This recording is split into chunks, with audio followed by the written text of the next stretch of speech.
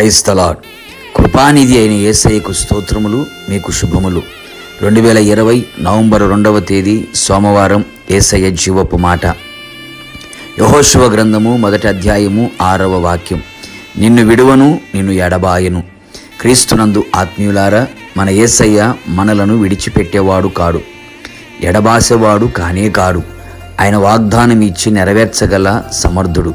ఆయన మనలని ఒంటరిగా అనాథలుగా విడిచిపెట్టేవాడు కాదు. మన చెయ్యి కూడా ఆయన విడువడు.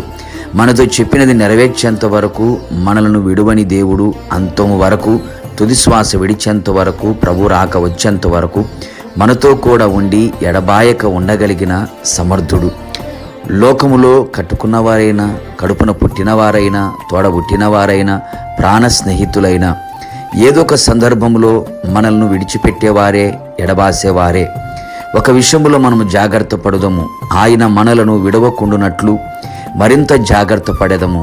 ఎందుకనగా దేవుని మాట, సేవకుని మాట వినక అవిధేయతను చూపించి సొంత ఆలోచన ప్రకారముగా నడిపించబడిన సౌలుని దేవుడు విడిచిపెట్టెను. లోకాశలలో పడి తన ప్రతిష్టత గల జీవితాన్ని పాడు చేసుకొనిన సంసోనును దేవుడు విడిచెను. అపవిత్రమైనది మనలో ఏదైనా చూచి మనలను ఆయన విడవకుండునట్లు మన ఆత్మీయ జీవితాన్ని కాపాడుకుంటూ ప్రభు రాకడ కొరకు సిద్ధపడదము. ప్రార్థన. వాగ్దాన సంపూర్ణుడా యేసయ్య, మీకు స్తోత్రములు. మీరు మమ్ములను విడువక ఎడబాయక ఉన్నారు గనుకే మేము సజీవులమై మిమ్మల్ని స్తుతించుచున్నాము.